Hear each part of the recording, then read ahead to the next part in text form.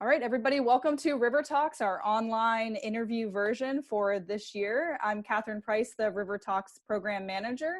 We also have Will Kaplanor, the Compact's Green Infrastructure Program Manager, on our call today. And today we're joined by Roger Lindsey, who is the Floodplain Manager with Metro Water Services here in Nashville. So as many of us know, in May of 2010, Nashville and the surrounding area experienced severe flooding across the city. And this year, 2020, actually commemorates those 10 years since the flood. Originally, organizations across the city were planning to honor and remember those that lost their lives in the flood, celebrate the hundreds and thousands of volunteers that worked to clean up after the flood, and commemorate the work that has been done since 2010. Of course, COVID-19 has put a pause and really a full stop on much of that. But today, Roger will share a bit about how the city has responded in the 10 years since the flood, including new low-impact development guidelines, stormwater infrastructure, floodplain buyouts, and all the other work that they've been doing. So I'm going to turn it over to Roger now to introduce sort of what was going on those days leading up to the flood and what happened in May of 2010. So thank you, Roger. Okay, great. Thank you, Catherine. So I usually start off, any good presentation about the flood typically is defined by those pictures that were in the Tennessean. I give the Tennessean credit for the photography here. This young couple was clinging for life to the luggage rack of his Jeep. That's really kind of a classic Nashville flood defining picture for the Nashville flood. In the 10 years since that young couple has grown up, they're both married to other people. Hopefully she found somebody that protected her a little bit more than her boyfriend at the time. The classic portable classroom floating down the interstate, that was defined on the national news, and it really kind of woke people up, I think, to the severity of what was going on. The Titan Stadium, obviously the elevation of the Titan Stadium is below ground level, so it was a quick victim of the flood water as the water came out of the Cumberland River. The Schermerhorn Symphony Center sustained in excess of $40 million worth of damage, including the loss of 2 Steinway grand pianos that cost $100,000 a piece. They were in the basement, the power went out, they couldn't get the pianos out of the basement. So, and then downtown during the day, downtown at night, just real classic Franklin flood pictures. Awesome. Thank you, Roger. So I was wondering if you could kind of describe exactly what was going on over those 2 days, May 1st and 2nd, that led up to this extreme amount of flooding. Certainly. And it's not like we all thought, well, this is going to be the big one, because when we look at kind of overall, Nashville, center of the state, we are a participant in the National Flood Insurance Program. We've always kind of conformed to the requirements that program has for us. We have 10,000 parcels in the floodplain, and there are about 8,000 structures on those parcels. So there are requirements for building in the floodplain. In the days and actually literally months, the 3 months prior to the weekend of May 1st and 2nd, we had only had anywhere between 40 and 80% of our normal precipitation. It was a dry time, essentially. And you look at the U.S. Drought Monitor for that week, April the 27th, it shows that we were abnormally dry in Middle Tennessee. If you look at the state of Tennessee, you see the yellow shading. We're abnormally dry leading up literally into the weekend of the rain. But we knew there was a big storm coming. We always follow the National Weather Service predictions. This was a 3-day prediction. And on Friday night, this QPF is a quantitative precipitation forecast. This forecast said we expect almost 6 inches of rain over the next 3 days. By Saturday morning, that QPF had changed. It was a little more intensive, a brighter yellow in the middle of the state, and it said, whoa, about 8¼ inches is going to fall in the next 3 days. So the rain indeed did fall. It began to fall on the 1st of May. You can kind of see the totals of that rain. There was, a little over 4 inches of rain up in the Old Hickory area, and about 6 inches of rain across a lot of the Middle Tennessee and the Percy Priest area. Antioch had a little more at 8 inches of rain. In Franklin, the brighter white area down there had 12.3 inches of rain on that Saturday. The rain quit overnight, and on Sunday morning it started again. And on Sunday, another 7 inches of rain fell on Nashville and the Percy Priest and the Antioch area, 9.5 inches up at the Old Hickory Lock and Dam area, and then Franklin topped it off with another 5.5 inches of rain. So when you look at the 2-day pattern for Nashville, not Franklin where there was more rain, but in Nashville, about 6 inches of rain on Saturday and another 7.2 inches of rain on Sunday. And so we look at that rain event as having happened over about a 36-hour period. You know, a day and a half time, we got some 13 or so inches of rain. And this gives you the totals for those 2 days. Nashville about 13.5. Franklin got almost 18 inches of rain. Antioch area 16 inches of rain. So you can see kind of where it fell. One of the things that we like to look at when we look at where the rain fell, and there's always discussion about the management of the dams. You know, could the dams hold water back? Those kinds of things. It's obvious from this depiction here that a great bit of that rain that fell in the Nashville and Williamson County area fell downstream of those reservoirs. While there was a lot of rain at the reservoirs, the bulk of the rain fell downstream of those reservoirs. And then you start looking at the totals, and then from the National Weather Service perspective, the red and the darker red spots stretch all the way back to the Memphis area. And those darkest red spots are west of the Nashville area. And you can see that there's anywhere from 16 to 20 inches of rain that fell on great parts of the western Nashville, or the western Tennessee third of the state, even more so than Nashville. And then from the perspective, again, from the National Weather Service, when we look at average recurrence intervals for a 48-hour duration, that entire red band all the way back to the Mississippi River shows that it was a greater than 1,000-year recurrence interval for this rain event over a 48-hour period. So it was a monster storm, a monster event. And then from the perspective of FEMA and our damage assessments, there were 44 counties that were included in the disaster declaration for the state. We look at the flooding summary. There was a sharp response on Saturday, and the hydrograph came back down below that flood stage, and then it responded again on Sunday with another good bump. And then you see the example of Mill Creek, how when you look at historical major flood stages, that this was far in excess of even the 1979 event, which was a fairly very significant storm event and flood event in the Mill Creek portion of the city. Not citywide, but primarily in Mill Creek. And then from the perspective of the Cumberland River, you can see how the hydrograph rises above the flood stage. It rises above on Sunday. It goes almost 12 feet above the 40-foot flood stage and didn't go back below flood stage until Thursday evening. And this was the highest stage since 1937. Now, this is considered to be the greatest levels of flood stage since the river has been controlled. And many of the dams that are on the Cumberland River, all of the dams, they were all built in the 40s and 50s and 60s. And so that's the controlled component of this.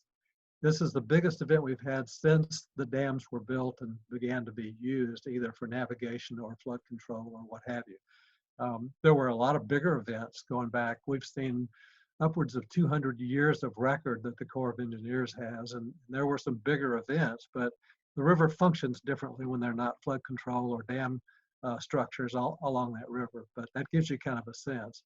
There were almost 11,000 properties damaged in that event, and almost 6,000 of those properties are located outside of the 100-year floodplain. This is such a strong message that we deliver all the time. People think, well, if I'm outside the floodplain, I shouldn't have problems with flooding. And the reality is the flood that occurred in 2010, whether it was a 500-year event or a 1,000-year event. The fact is that, especially in places like in Bellevue, um, the Harpeth River was almost 8 feet above the 100-year flood elevation. And so thousands of homes that were outside the floodplain had as much as 4 to 6 to even 8 feet of water in those homes. So being outside the floodplain is not a guarantee that you won't flood. That whole floodplain concept is really the flood insurance rate maps. We look at them really more as they define where and how you regulate construction in floodplains, but those are insurance products too. They're not flood protection maps. You can't be guaranteed you won't flood if you're not in the floodplain. Again, from a business perspective, almost 3,000 businesses sustained damage, affecting 14,500 employees, and $3.6 billion in annual revenue. And in the middle of that picture, collage there, you see the Opryland Hotel, and of course just to the south of that is Opry Mills Mall, and the Opry Mills Mall was out of operation for 2 years, it significant economic impact on the city. From the perspective of property damage, you can see the spread of damaged parcels. Obviously, most all those parcels are along the creeks and rivers, but when you have that much rain in a short period of time, you can have a lot of sheet flow flooding as well. So we had people with water in their basements, and they complain, well, I'm not even on the creek. Now, how did I get water in my basement? Well, masses of water flowing across your yard is going to follow the low spots. And so you can be damaged by a significant extreme rain event, even if you don't live next to a creek or a river. And then there were fatalities in Nashville. I think there were some 26 across the state, and 11 of those occurred in Nashville. About half of them occurred in cars where cars were swept off the road.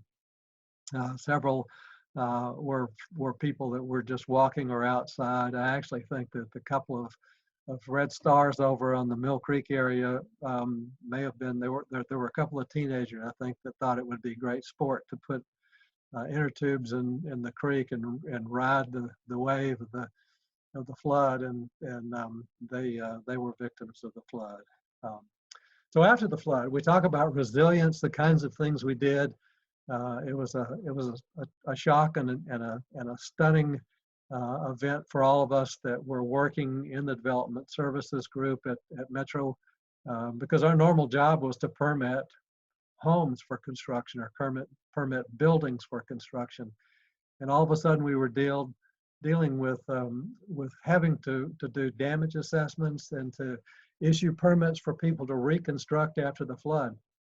So there was a lot of post-disaster response that literally went on for in excess of a year. We were still dealing with flood issues a couple of years after the flood, and a lot of repair of public infrastructure. We'll talk a little more about our water treatment plants and waste plants. The Schermerhorn, the Opryland Hotel, those kinds of things, and a lot of private property. Buyouts, we had already implemented a buyout program some years prior to that and had removed a number of houses that seemed to routinely flood. We think there were about 90 houses that were purchased and demolished, removed prior to the flood. And we've bought another 300 houses since then. And in fact, just this past week, we had a demolition contractor taking down another 13 houses. So it's a continuing program that's as active today as it was, 10 years ago when we started really going after flood damaged houses. And we'll talk a little bit more about the sources of money and so on. As we evaluated flood damaged houses, we had to make sure that if your house was more than 50% damaged, that constituted by FEMA rules substantially damaged. If you were substantially damaged, we could permit you to rebuild, but it had to be built in accordance with the floodplain ordinance. In a lot of cases, that meant houses had to be elevated so that the floor level was 4 feet above the 100-year flood elevation. There was a lot of, I talked about the private mitigation, the Opryland and Schermerhorn. the development of Nashville Safe, Nashville NERVE, and additional flood modeling. We'll talk a little bit more about that as well. And then the issuance of new flood insurance rate maps. That's something that's occurred in the last, we've been modeling and mapping almost since the flood. And I'll talk a little bit more about that as well. Thanks, Roger, for that context of kind of everything that was going on during that time period. And I think, you know, we see a lot of those photos and it's, but it's always a good reminder to see them again and then to understand both the human impact of this event and seeing those people, and then obviously seeing kind of all the data that brought to this point. So one of the programs that you talked about a little bit was the floodplain buyout program. And so I'm actually going to turn it over to Will, because I know he has worked a little bit with Metro Water on the floodplain buyout. And so we'd love to just kind of hear a little bit about that project as well. So Will, do you want to talk about that really quick? Definitely. Yeah, Roger, could you tell us a little bit about the floodplain buyout program within Nashville and how it actually impacts our resilience to future flooding? You know, like why are we targeting certain houses? How does that positively impact flooding issues? Okay, sure. So when we started the floodplain buyout program, many people, thousands of people would like to have been bought out in those months after the flood. And the reality was there was nowhere near enough money to accommodate everybody that would want for you to buy their home. So we actually defined a criteria. We established that given the dollars that we anticipated that would be available, that we would focus on homes that were substantially damaged, more than 50% damaged, and that were located in the floodplain. And so, again, we talked about the fact that many houses were outside the floodplain. Well, if you're outside the floodplain, you can get a permit to reconstruct, never mind what your damage level is. The criteria for substantial damage only applies to houses in the floodplain. And so we felt like focusing on, and even more, actually more stringent than that, the floodway. The floodway is within the borders of the floodplain. It's the area of more of higher velocity flow and more danger. And there are a lot of houses that were built even prior to the initial development of flood maps in Nashville. Those are houses that were built in floodways of creeks.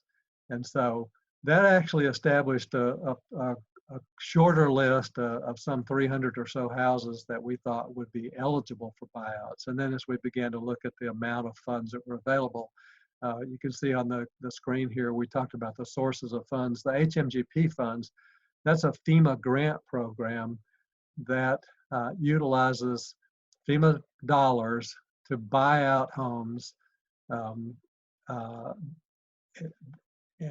And it can only be used if there is a presidential disaster declaration in place. And so having gotten that disaster declaration, it opened the door for us to significant funds, where we started the purchase of the first couple of hundred homes. There were actually some 230 or 40 homes where we had willing sellers, homeowners that were prepared. And a lot of times when you get into home buyouts, sometimes the program can lag a little bit. It takes a while to get all the pieces and parts in place and get the program working. Some people don't want to wait that long. A lot of people had actually started the flood repair of their homes, and if you go back to them a year later and say, would you like to sell your house in a buyout program, they go like, well, no, I'm already back in the house. We've already fixed it up. We don't want to leave now. We like our neighborhood. We like our neighbors. We're not going anywhere. So that's been the kind of the approach that we've taken. The FEMA grant money is something that's available. There's almost always some kind of a disaster declaration going on. It can be an ice storm in the middle of the winter. It can be, and as the Tennessee Emergency Management, they kind of regulate that program, and they will call us at the end of the year and say, we've got some money left over. Can you give us an application to cover it, and we'll give you additional dollars. And we've done so many of these that we're fairly adept at getting those applications put together on short notice. And we will use money from any disaster that's declared in the state of Tennessee to capitalize on more dollars to get more houses.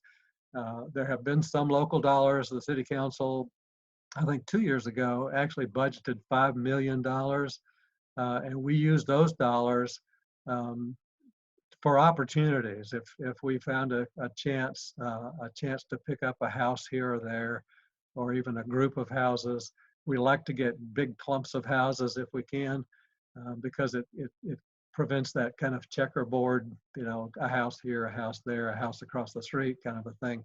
We'd rather take out lots of houses, and I'll show you some examples of that. And then the last source, the USACE, the Corps of Engineers, Army Corps of Engineers, basin planning. We've got basin planning going on in every basin in the city now, major basins. And for example, the one that's progressing most right now is Mill Creek, and we have 88 houses identified in Mill Creek to take out. They're repetitive loss houses, and it's interesting as you approach those homeowners and you say, your house is identified in this Corps of Engineers study as being a potential target for removal, and some significant percentage of them are all in.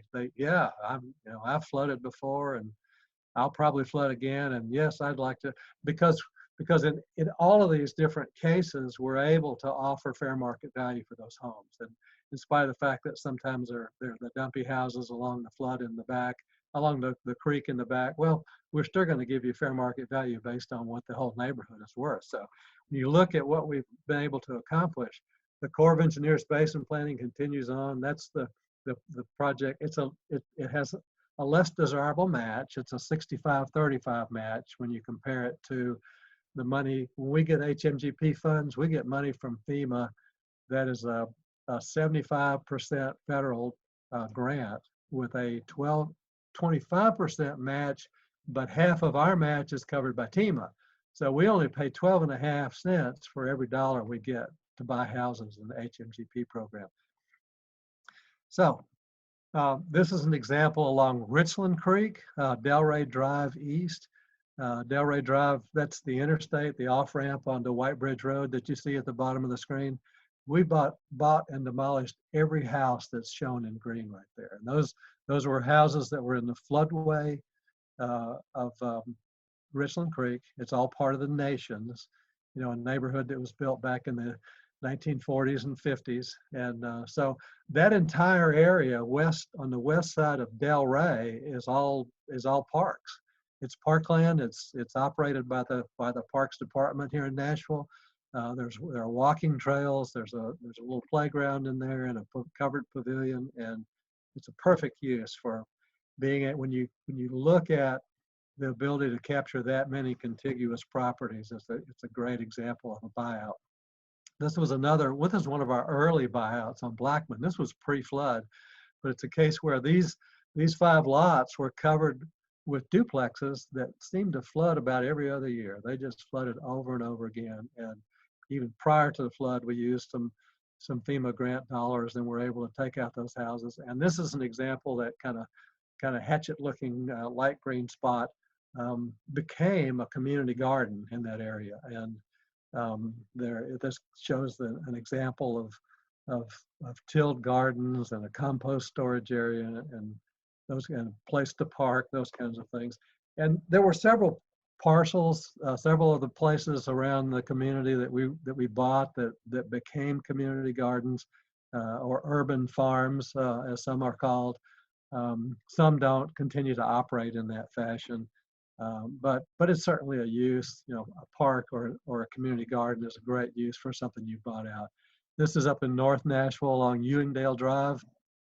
The original parcels don't show up on this, but that entire light green area was totally developed with homes, just like the area across the street. And again, pre-2010 flood, these were all homes that flooded multiple times, and and we bought and removed all of those. There's not a community use for this area, but it provides one of the classic things. It's the restoration of a natural area along a creek, and it has enormous benefit from a stormwater perspective. It filters out pollutants and nutrients and things like that, and it's a great way to take people out of harm's way, that's a great example. This was one along Gibson Creek up in East Nashville.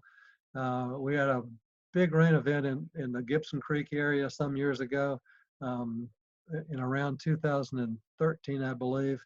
And we came back after the fact and have used a lot of local dollars. This was not part of a disaster declaration, but it was an opportunity, if you will. It was a chance to come in. This creek flowed down through this neighborhood, houses on narrow lots that just all backed up to that creek. A lot of those yellow lots were already empty, vacant properties in some cases because they had, they were constant victims of the flooding of the creek. And so we've been able to go in and buy a great number of these and take them out and just kind of expand the natural area along the creek. But more important, to take people out of harm's way. When you find areas like this along an urban creek, for the most part, they're rental properties. Owners don't stay in houses like that. And then, so they rent them to what we call new victims. Eventually they're going to get, they're going to wake up one morning and there's going to be water around their bed. So the next major undertaking that we've gone through since the flood is the remodeling and remapping of every major creek basin in the entire county. And so the Corps of Engineers did all of the phases of modeling, and this is reestablishing, redefining all new hydraulic models on these creeks that are then used to create new flood insurance rate maps. And so, this is a color-coded map that shows all the various phases we've gone through. The work that was done here led to the development and the release in April of 2017 of 150 new flood insurance rate map panels. And so it's the entire county. As you can see from the map of the county, each of those map panels is identified on that map. And since then, just now, in essence, just in the last 30 days or so, we're in the process of releasing preliminarily about 60 more panels, many of which are counted in this 150. But there are a lot of panels around the northern edge of the county. They're more rural areas, areas that never had mapped floodplain or defined flood elevations. And so this is just another step. We've worked extensively with the Corps and with FEMA to keep what really constitutes one of the most accurate and up-to-date sets of flood maps in the state, probably in the Southeast United States. It's a phenomenal tool when you're regulating development in floodplains to be able to have this level of access. And the way we create these maps is we use LiDAR, which is it's a product of aerial photography. It's laser scanning flown at night. It literally creates incredibly accurate topographic maps that are used to develop these hydraulic and hydrologic models that lead us to the development of these new flood maps. So it's a huge step to be able to say that as a post-flood activity, that what we have done is create a wonderful set of accurate flood maps that we use to regulate development in the city. And the next big product that started literally months after the flood, Nashville SAFE, that's an acronym for Situational Awareness in Flood Events. It's a flood forecasting and response tool that we use when the Emergency Operations Center is activated during an extreme weather event, if we expect a lot of rain. And we've had events like the remnants of Harvey storm that dropped 10 inches of rain in the Whites Creek Basin literally in one afternoon and evening. To say that that a flood of the magnitude of the 2010 flood will never happen again. It's just we have these big events over remote basins, not remote, but even just individual basins along in and around the city that cause the same kinds of issues that happened during the 2010 flood. So it's important to be able to react that way. Nashville SAFE provides us that tool to do that. And then Nashville NERVE, NERVE again, an acronym for National Emergency Response Viewing Engine. That is a public information tool that we developed, again, using our GIS mapping tools. And I'll show you an example of what that looks like. The Nashville SAFE takes all the different data that we have access to, either through the internet. The Corps of Engineers has done all of our inundation mapping, the metro gauges, we've got rain gauges, the USGS gauges are our stream gauges. AMEC was a consultant to us in the development of Nashville SAFE, and they created action levels all around the county that allows us the opportunity to make projections about how high we think the water may rise given a given flood event, storm event. And then we work using the National Weather Service's predictions. And so this is what the SAFE product looks like. It's a map of the county. Every one of those green triangles is the location of a USGS gauging station. There are multiple, we essentially doubled the number of gauges within our county. So it gives us a broader base of evaluation of what our flow data looks like. And as we watch, as we sit in the Emergency Operations Center and we watch this screen projected on the wall, we can tell what the conditions are across and around the county at any given point in time, because it's reading real time what the flood data looks like around the county. This is an example. If I click on one of those green triangles, in this case, this is a picture of Nashville SAFE probably during some kind of an event, because there's a lot of different icons that are lit up on that screen. And so by clicking on one of those triangles, it opens it up and says, that's the Whites Creek gauge in Bordeaux. And it shows me a picture of what the conditions are at that exact point in Whites Creek based on where the flood levels are. And so it allows me to look and see what the action levels are and what the three different flood stage, minor flood, moderate flood, and major flood stage. And that those triangles will color code based on these different colors. That green triangle changes to yellow when we get to an action stage, or it changes to orange as we get to a flood stage, or red as major floods, moderate flood stage.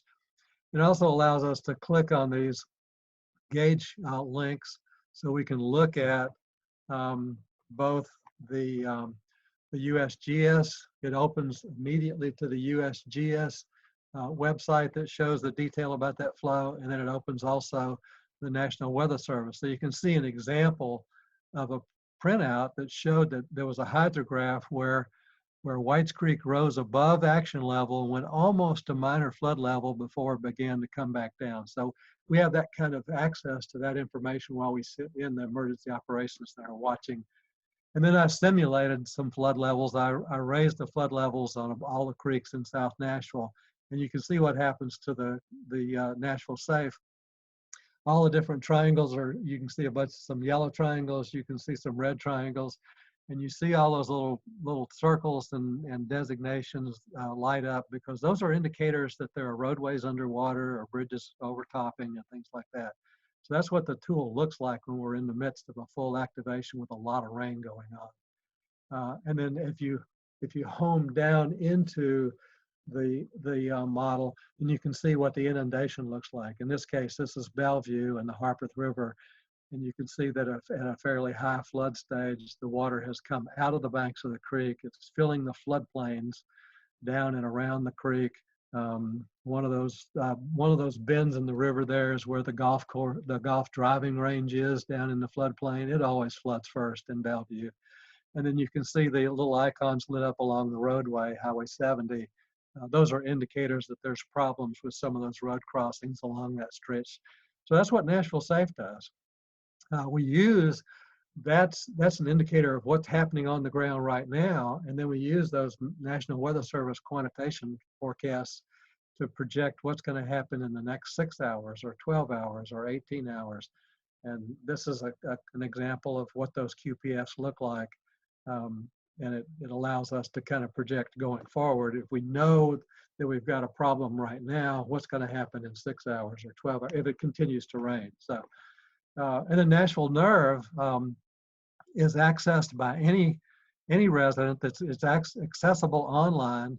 And you can look and see, it'll tell you exactly where all the shelters are. If you're in the midst of an episode of some kind, it'll tell you if you input your date, your address, it will give you a routing to tell you how to get from your house to a shelter. It accommodates the facts that sometimes roads are closed, and it'll route you around a closed road.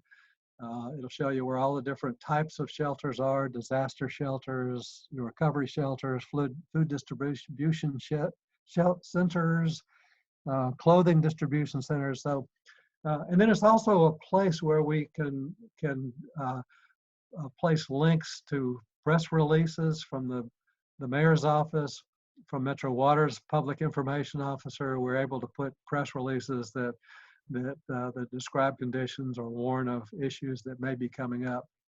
So it's kind of a general repository during the midst of an event.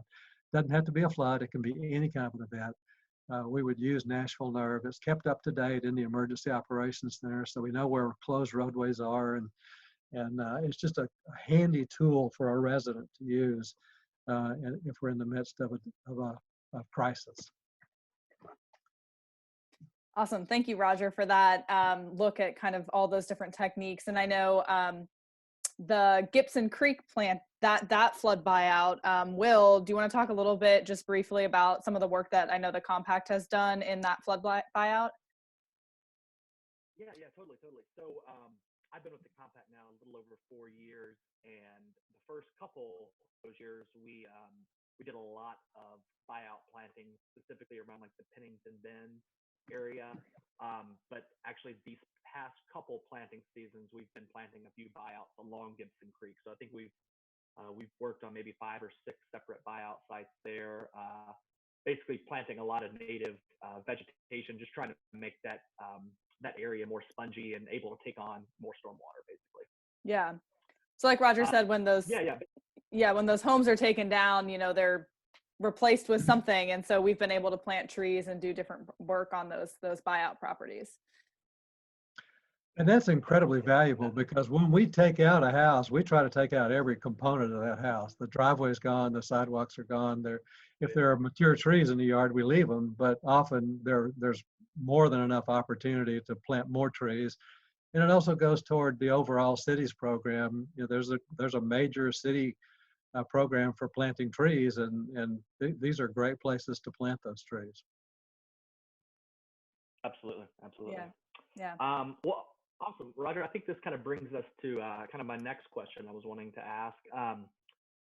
So we know kind of what the flood mitigation work does, or at least what those buyouts do to kind of impact increasing porosity and that kind of thing. But what kind of mitigation work are we doing at the water treatment plant to protect future flooding events?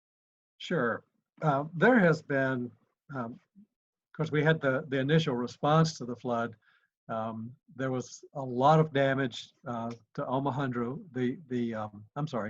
There was a significant damage to the KR Harrington water treatment plant because it was flooded, and I'll show you pictures of that flooded plant. It was out of operation for 30 days.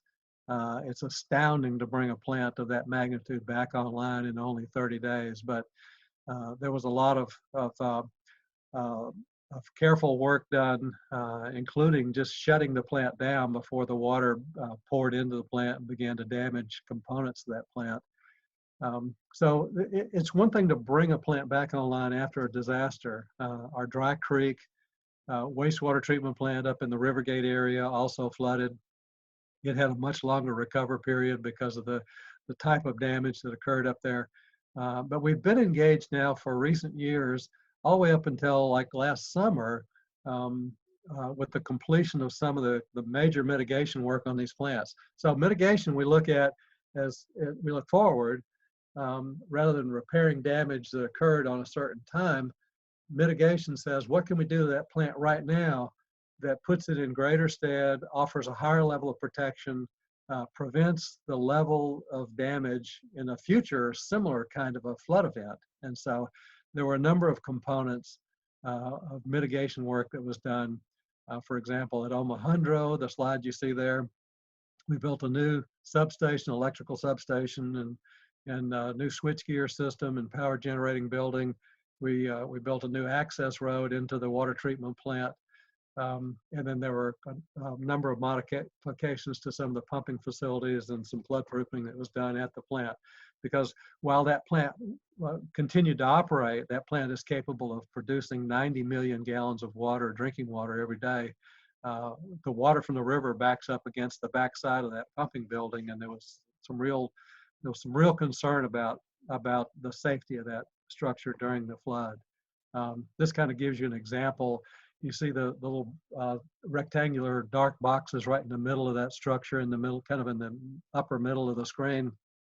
That's the filtration part of that Omohundro plant. And then the pumping stations are across the railroad tracks there, the kind of rust-colored buildings. And then those are intake structures, the little smaller structures that are over against the river and on the banks of the river, and there's actually another intake upstream at that point.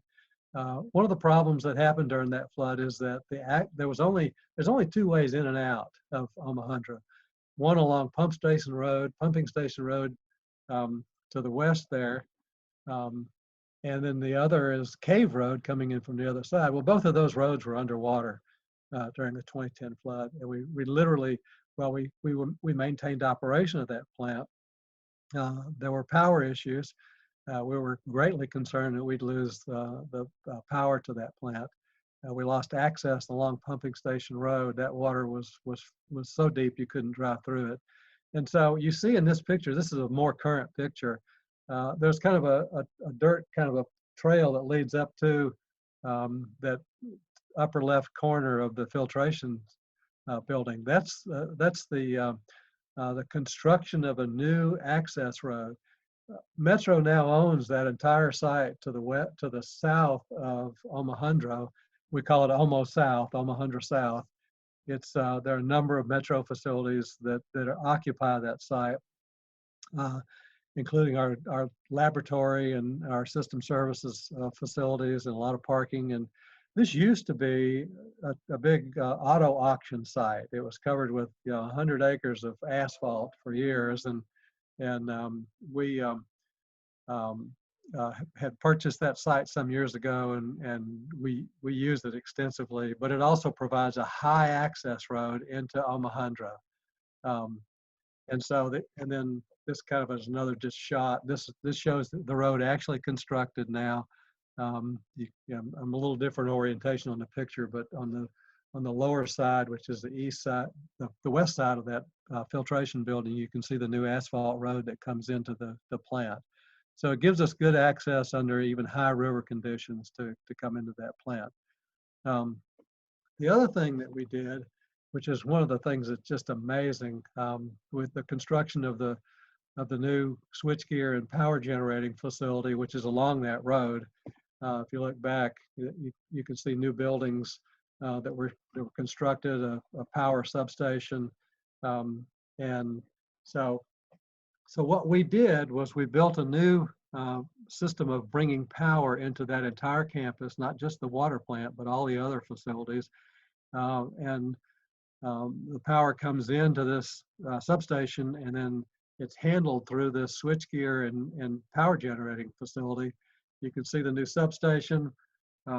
We get a power feed of about 19,000 volts into this substation, where it's then split apart and sent to different parts of that campus. But we have the ability, when I show you these, the switchgear, this is a redundant switchgear system. The front half of those switching cabinets do the exact same thing as the back half of those cabinets do. So it's a totally redundant system. If part of the system went out, we could fall back to the other half of it and not lose any of our access, our features and capabilities. This is the back half of that building. It's the generator building.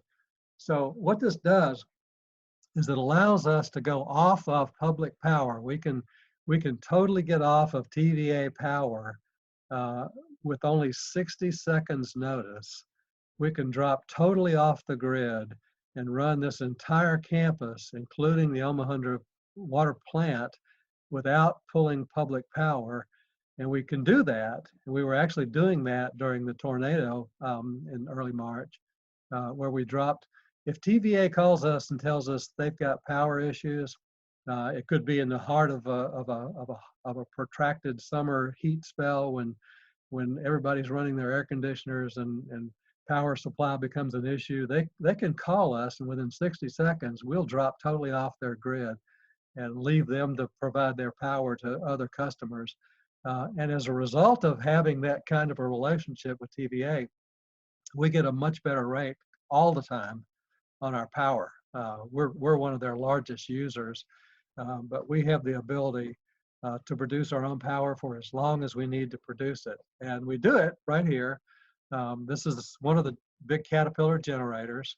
And with it, so we're able to produce that power by the use of these generators. And here's another shot that shows there are 4 of these large Caterpillar generators within that generator building. And then outside the building, we've got our fuel tanks. These are 25,000 gallon fuel tanks. And of course, now with good access coming in off the interstate, as long as we can bring in tanker trucks of diesel fuel, we can run that entire campus for as long as we need to run it by feeding those generators with these fuel tanks. So it's an amazing system. So last summer, we had a number of people come in to tour. We had the former FEMA administrator, Craig Fugate. He was the administrator of FEMA for the full 8 years of Barack Obama's term as president. We were able to bring him in to tour that facility. And then also our TEMA director, Patrick Sheehan, he was part of that tour as well. And they came out to look at this. And then what FEMA, Craig Fugate, he describes this as hardening your utility. So we're doing things to our utility that makes us less reliant on elements that we can't control. And so, in KR Harrington, we did much the same thing at Harrington. Of course, Harrington, this is KR Harrington. It's out right at the confluence of the Stones River and the Cumberland River. It's in the heart of the floodplain down there. That's typically where we build water and wastewater plants. It's close to the river. In the upper far corner of that picture, you can see that's our raw water pumping station. We did work on that station to elevate it so that it's above. And we define our levels of protection. When we build back on like a plant like this, we want to build it at the 500-year flood level plus 2 more feet. And that's what we did in this case. The raw water pump station, all of the chemical feed systems, the hothouse and power system is all built well above levels that would flood. So you look at, this is what it looked like during the heart of the flood. And I want to point out the fact that on the far left, over to the left end of that treatment plant, is our generator building. That's that same generator building. It housed 4 generators. They're still coming out.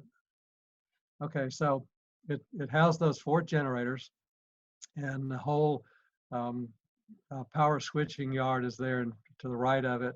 And just another kind of a shot. This is the new generator building, and you see how much higher it's right behind that old generator building. See how much higher it is? The road actually rises and comes up to the new generator and hothouse that feeds power to this entire treatment plant. Again, a good bit higher in elevation, protected from floods, similar to what we had in 2010. We elevated all of our feed systems. All these chemical feed systems that provide the treatment for that water treatment plant They were all located, previously they were located in a basement of this filtration building. Now they're all located in a new structure that's well above flood levels and protected. So while this site can still get water on it like it did in 2010, these are components of this plant that will never get wet again. So if there was a similar event, instead of being out of operation for 30 days, it may be that the plant only is out of operation for 10 days. And there were a lot of components of this plant that were waterproofed, flood-proofed. We knew that we had a lot of water that got into the interior parts of this plant by flowing through electrical conduit that ran between buildings. And all those conduits now have been sealed in a way that will not allow water to enter those conduits. This again is an aerial view of that big new generator building. All the switchgear for this entire treatment plant is located on the second floor of that building. It's just a phenomenal new generating facility. It allows a tremendous level of protection that's just, when you consider what we went through in 2010, this is great. So that's kind of what we've done. A lot of that type mitigation. These are some of the most impressive components of that. Yeah, and I know last year, right around this time last year, got to go on a tour of that KR Harrington water treatment plant, and it was really amazing. They showed where that high water line was in 2010, and you're looking at it, and it's like, you're like, how is that? You can totally see the impact that had because of where those generators are you were just looking at. So if you ever get a chance to go on that tour, anybody, it's a really eye-opening look at how not just how water gets to us in Nashville, but also the impact that flood had on how we built our water treatment plant. And since you mentioned that, there's a Citizens Water Academy that will allow you to go on tours of our water treatment plants and some of the old 8th Avenue storage tank on the top of the hill. You can see these facilities. So sign up for the Water Academy. Yeah, definitely. Well, I'm going to turn it back over to Will for kind of our final questions here for you, Roger, that we got from some of our members that wrote in that had questions about Nashville since the flood. Sure. Yeah. Thanks, Roger. Can you share how the implementation of these policies are going to help Nashville be resilient with future flooding events? I know we've had, some flooding events since 2010, but nothing really on that scale. So, if and when that does occur again, how is Nashville going to react a little different, or what have we learned from past future? There's been a lot of interest in low impact LID, and I'll show you this. This is low impact development. This is one of our stormwater management manuals. You can go on our website and download, or just look at, read, download, print, whatever. Any of our we have 5 stormwater management manuals here in Nashville, and this is volume 5. It has been developed, was completed in 2016. We have a program that allowed, look at their delicious recipes.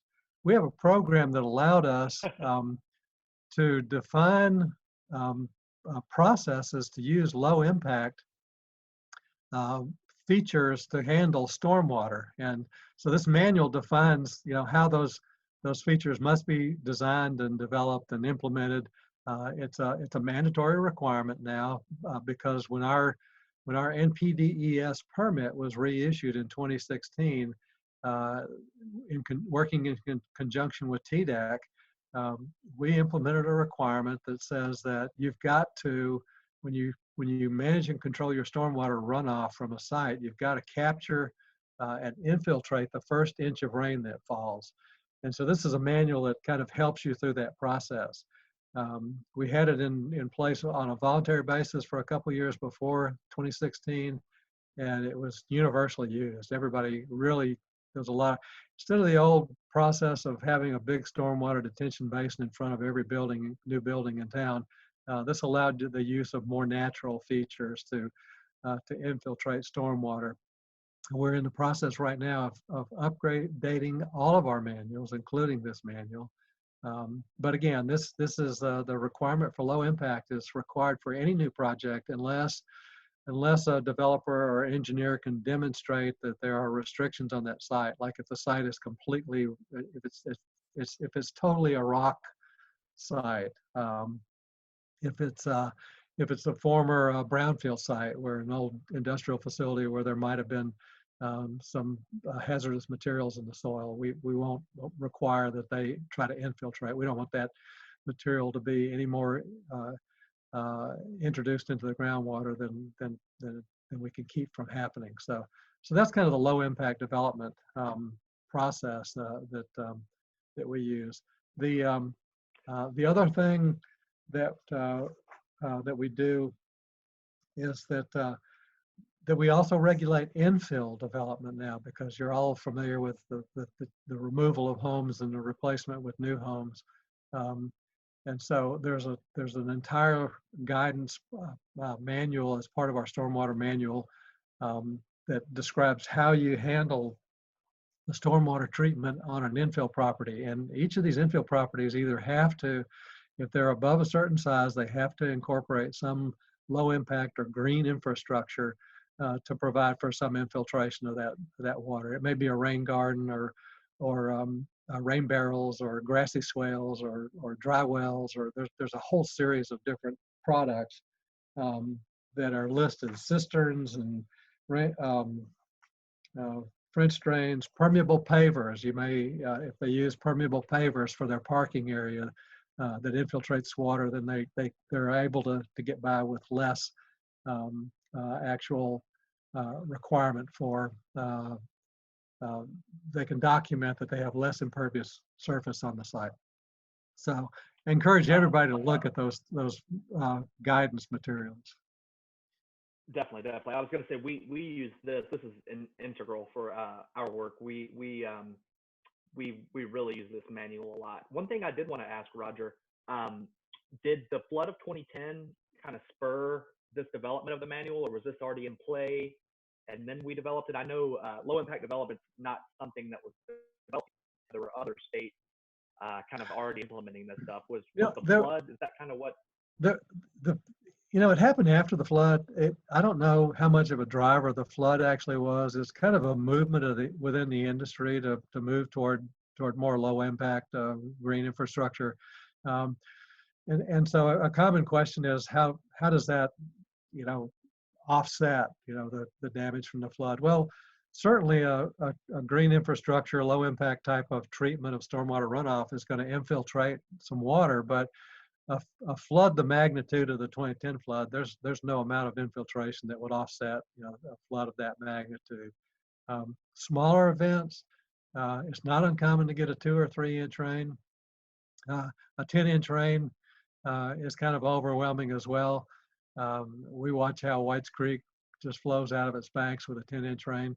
No amount of green infrastructure is going to really prevent that. It may offset some minor part of it, but it certainly helps in a smaller basin with a smaller event. And but I mean, it has so many other benefits. I mean, it serves to recharge groundwater. The presence of that green infrastructure provides it provides additional cleansing, the filtration of pollutants and sediment that flows in water. It's going to soak into the ground, or it's going to be kind of, if you've got green natural areas along your creeks, you're protecting your buffer areas, those kinds of things. It's going to benefit from that. Won't prevent a big flood, but certainly provides an enormous amount of benefit.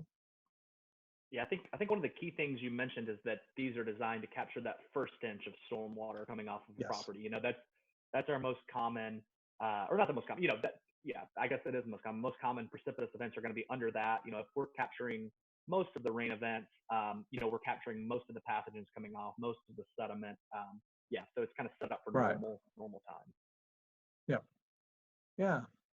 Yeah, and Roger, another question that we got from Nicole, one of our members, she wanted to know, thinking about those low impact development guidelines, how do they, and maybe as you're modifying them, this is part of that conversation, how do they take into consideration that flooding events and extreme rainfall might become more common as we have climate change impacting our Middle Tennessee region?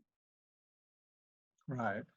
And that's, we kind of talked a little bit about, the magnitude of these events. Again, and I mentioned earlier that that these events become, are more common. It's more common to see these significant events. We talk about a 10-inch.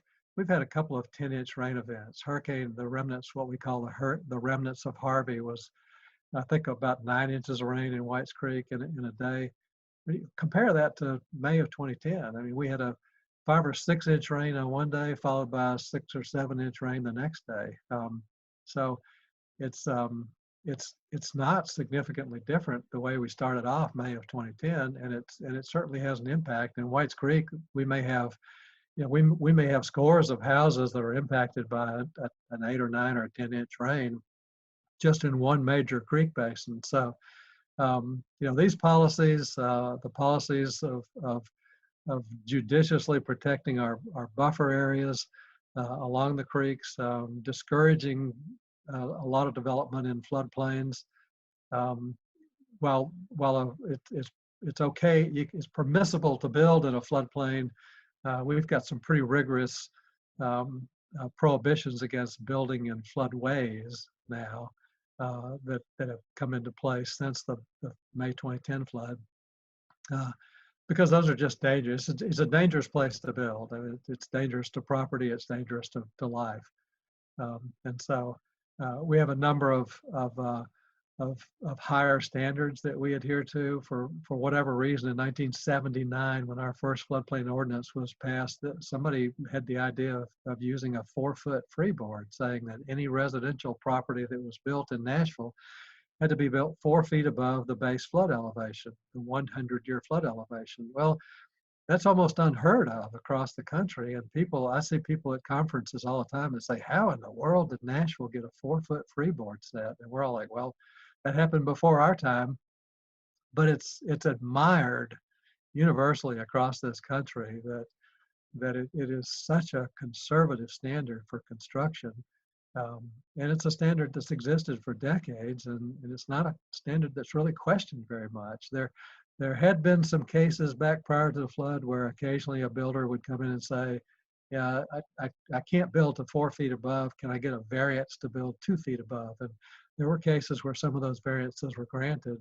In the case of some of those, there were houses that got 2 feet more of water in them than they had to in May of 2010.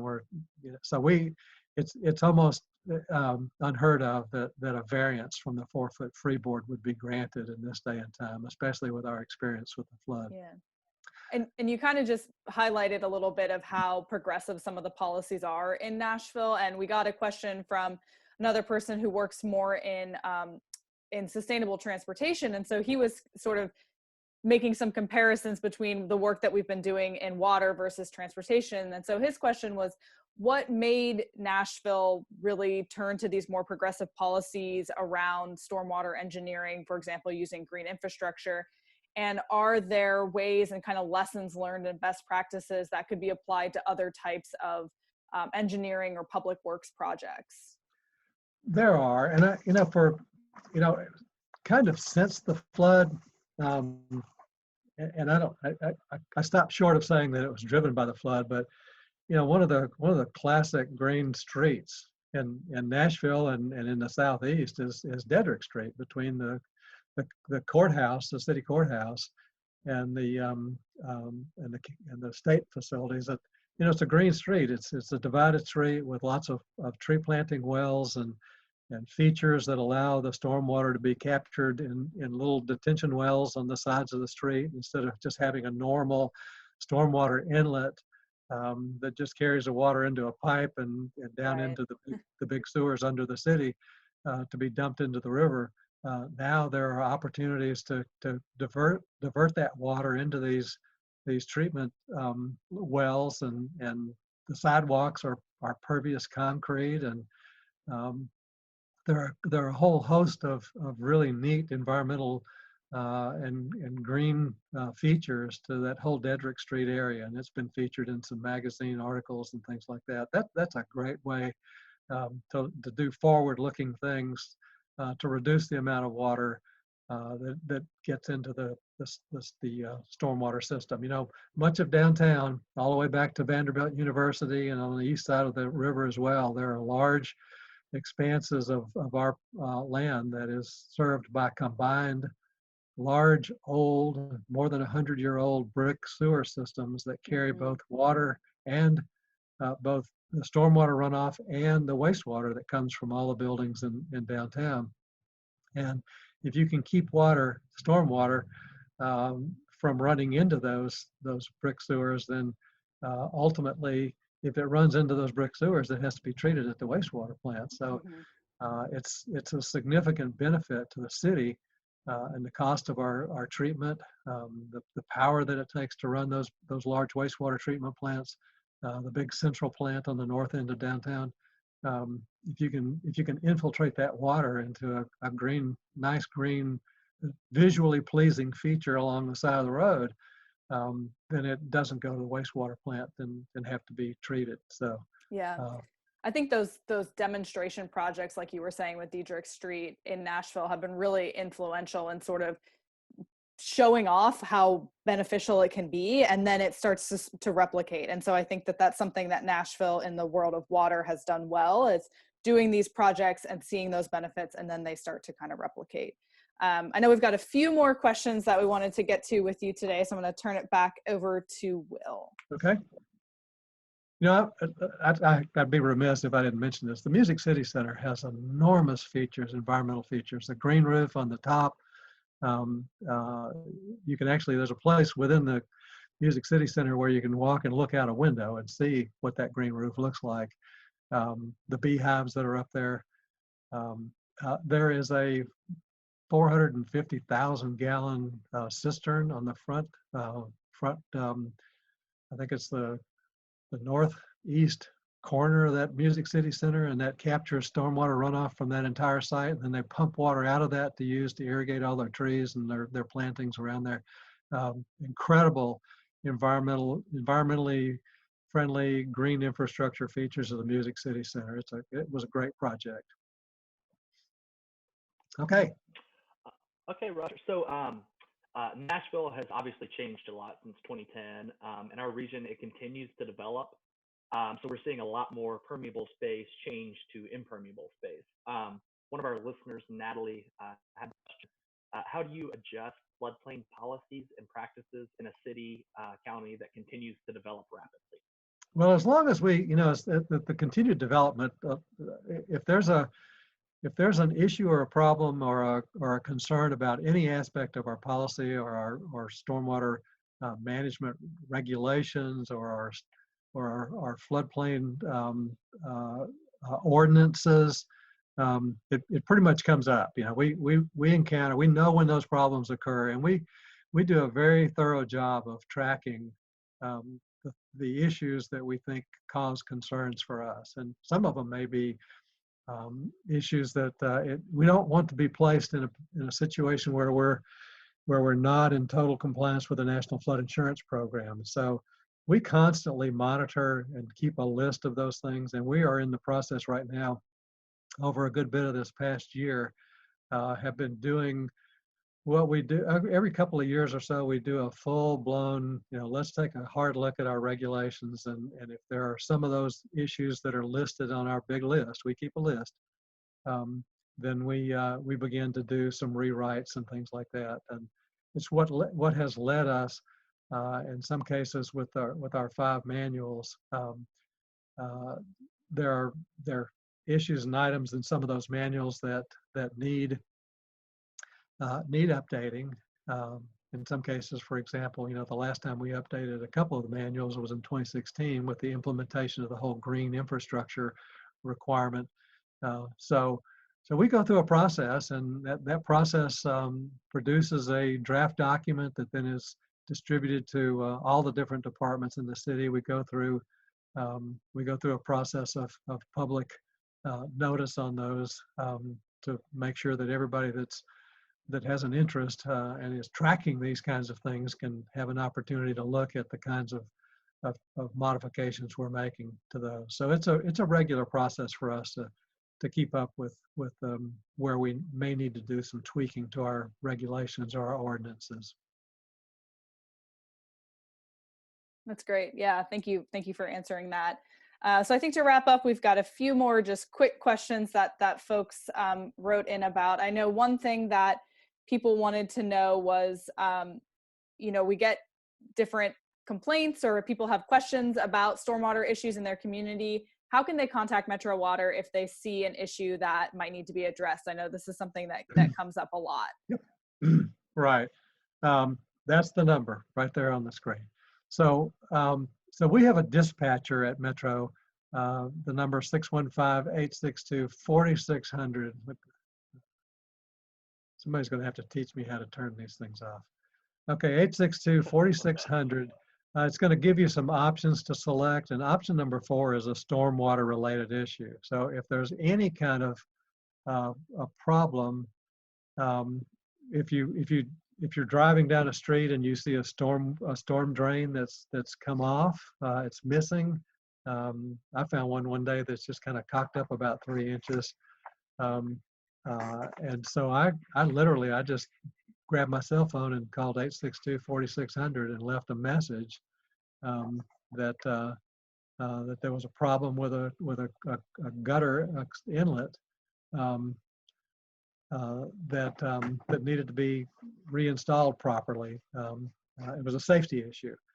But even if you have questions like if you detect that there's a large tree down across an area that impacts the flow in that creek, if there's some debris blocking a bridge, even if there's kind of flood, if the creeks have been high and there's debris that's washed up in a greenway area, they may want to call and let someone know about that. We don't maintain all the creeks in Davidson County.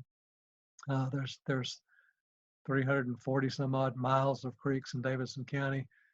We occasionally get calls from people that say, my neighbor put all of his tree trimmings in the creek in the backyard, and now it's in my yard. Well, that's a problem between you and your neighbor.